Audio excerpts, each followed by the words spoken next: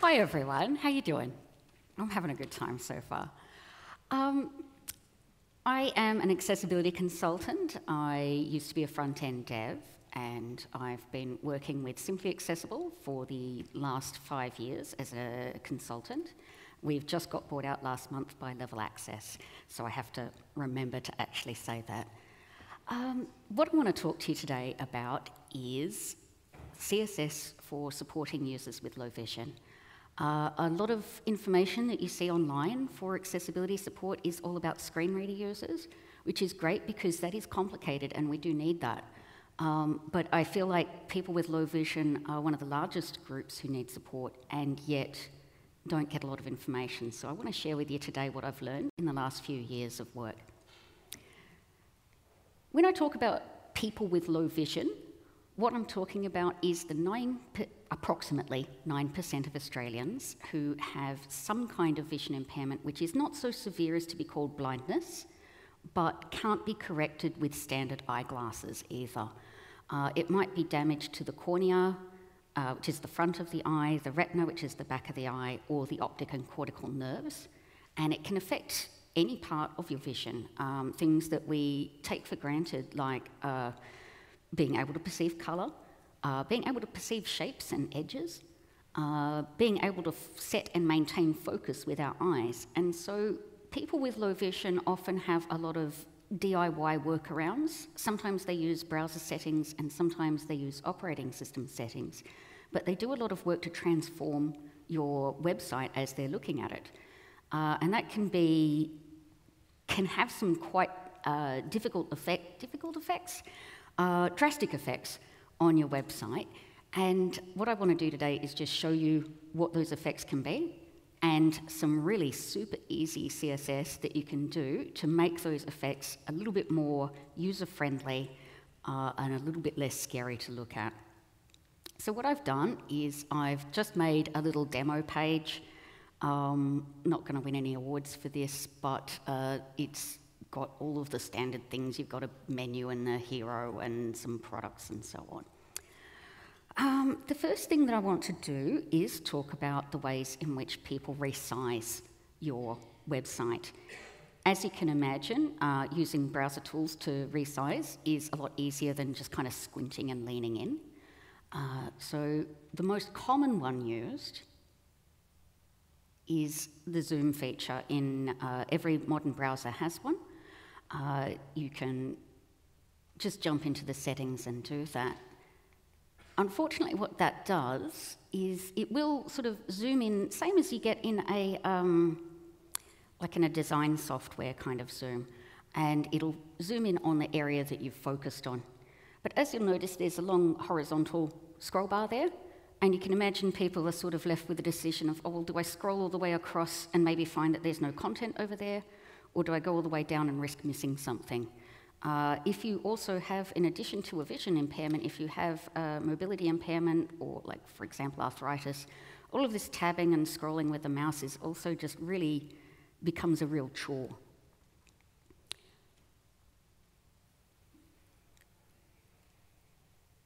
Right, let's have a look at the improved version that I've made. So I'm just in Chrome, zooming up to 300%, and my improved version just flips to the mobile layout. Nothing fancy, but it's a nice lot easier to read, and there's no horizontal scrolling. So it just sort of lays it out, makes it simpler for people to look at. The way that this has been done on my demo site is a CSS technique you may have heard of called responsive design. I mention this first in the hopes that you are already using responsive design and can therefore tick this off of your to-do list. It works in all of the major browsers. However, you will find that Chrome will support it using any width units, but you need M's for it to work in other browsers. At the moment, I believe that's going to change. There may be some updates soon that mean that you don't have to rely on M, but it's not a huge deal to go through and recalculate your pixel values to M values. When I gave this talk as a practice talk, one guy came up and said he's trying to come up with a SAS function to sort it all out for him automatically. So responsive design, who knew it was great for accessibility?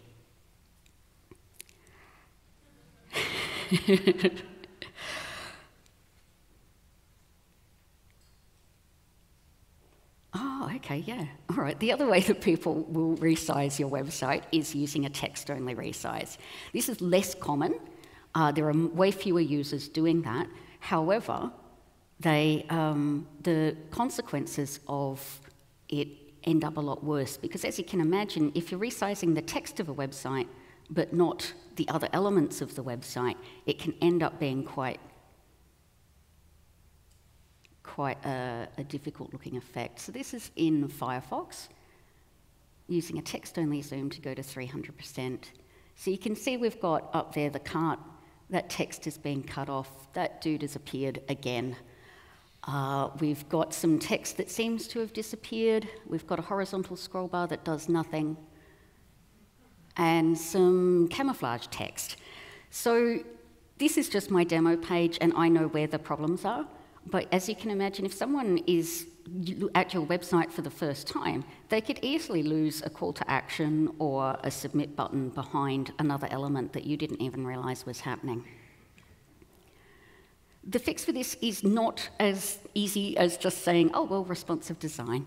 You do need to check heights. Usually the worst thing that can happen is a height will be set at a fixed value, and therefore the container can't resize. But if removing a height doesn't work, you may have to check the background elements and check that they're doing something sensible when the container changes width or height. So what I've done here is I've just basically said, to prevent our man in his jacket from appearing twice, I've just said no repeat and made sure that I've specified a background colour and a colour that will work even if the website is starting to get pushed around out of shape. It should still be readable. As a last resort, you can start converting widths and heights to M values or any other relative unit. I find that I generally only have to do that in things that needed to be rebuilt anyway, so it may be easier to just switch to a grid or a flexbox.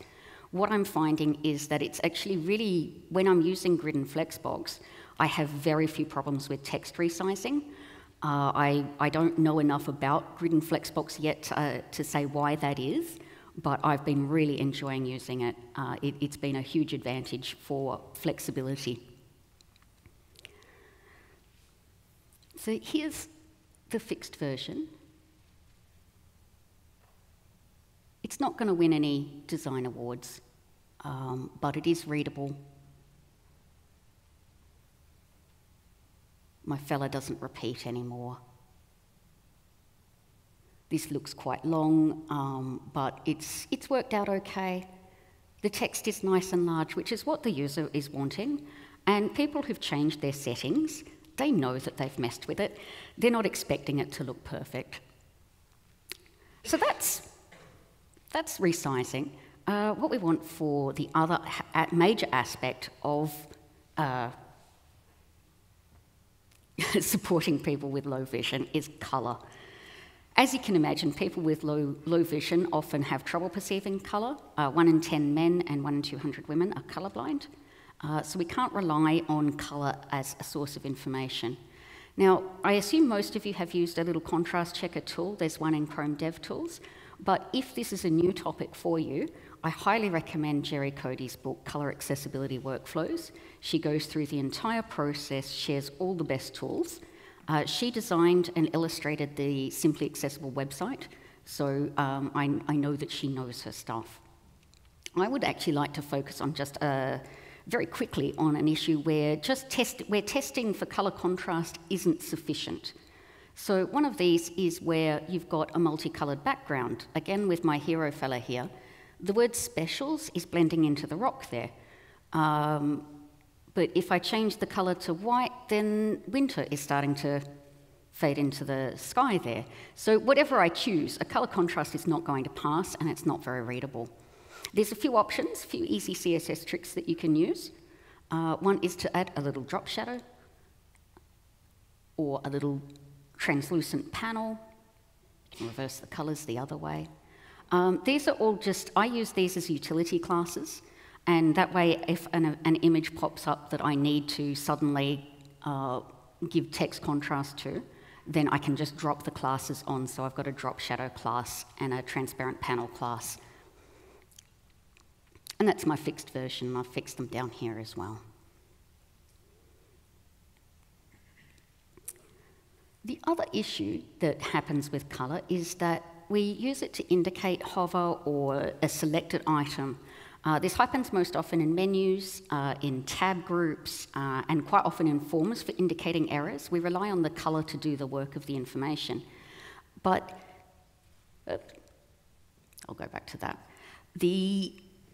If I were to make that colour sufficiently different from the non-selected items, I would have a real problem trying to make it have enough contrast from the background. It's really difficult to find a colour which can provide sufficient contrast both with its background and similar items. I have tried. I don't recommend it. It's a lot of pain for not a lot of gain. The way that I test to find these kinds of issues, though, is to use a grayscale filter. What that does is it strips out the colour information, because I find it, and perhaps other people do too, I find it quite difficult to imagine what something looks like without colour. It's, you could go through and guess, or if you apply this, you can use it on a live test site, and that way you can check all of the interactive parts of your website as well. So you can see there what the issue is for someone who doesn't perceive colour very well. You can sort of tell that there's an effect on that word kids, but it's quite difficult and a bit more strained than we really want people to have on an easy-to-use website. My usual trick is to simply reverse the colour of the background and foreground. I do this because I am often working without a designer on the team, and so I'm it. If you have a designer on your team or you are a designer, please feel free to go ahead and do all sorts of way more creative things. It's not that this is the only accessible way, but it is the way that I use if I have a legacy website and I don't have time, or if I just really need to get things done in a hurry. The other issue is you can match your selectors to ARIA page current, which then means that your CSS and your screenreader support for which is the current page in a menu are tied to the same element and the same rule, which is really helpful for maintenance. And that's how it looks in grayscale. It's really clear and easy. As I said before, it's not the most attractive style that you could have for a selected page. You could obviously be more creative than that. But again, if creativity is not in the budget, you can just do this and know that it's reliable.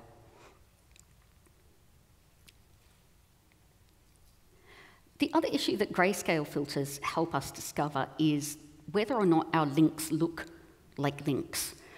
You shouldn't have to wave a mouse all the way over the screen to determine what elements are clickable, but without colour, it's actually quite difficult. You could make a guess that the products have a link. You could generally tell from a footer menu that the group of them must be a group of links. That's a standard interaction pattern. But there are links here, and those are really difficult to tell. That is just the default browser link color.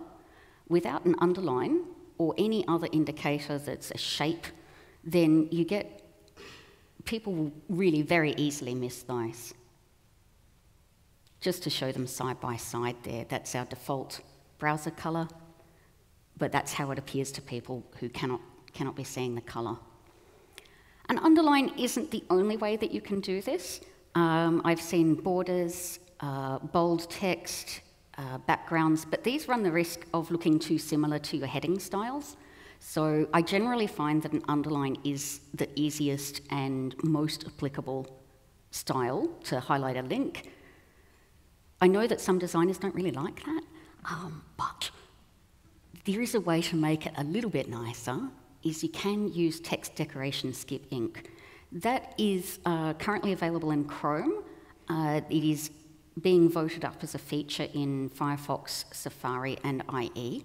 And what it does is it just takes away the underline where the descenders of your type dip below the line. Now it makes it look nicer for one, but the other benefit is that for people with dyslexia, it's a little bit less complex for them because the issue with dyslexia is understanding the shapes of letters. Not having that shape interrupted by a line is really helpful for them. I know some people have started using Skip Ink already in production, which is great. You've made an accessibility improvement without even realising. Always a bonus. The last issue that I want to show about colour is high contrast themes. These are where someone finds that the general contrast rules are not sufficient to help them see, and what they need is a custom solution. This is available in both Mac and Windows at the operating system level. However, the Windows feature for theming is more customizable, and so most people with low vision do prefer to use Windows for this reason. All of these elements, you can select your own colours for them.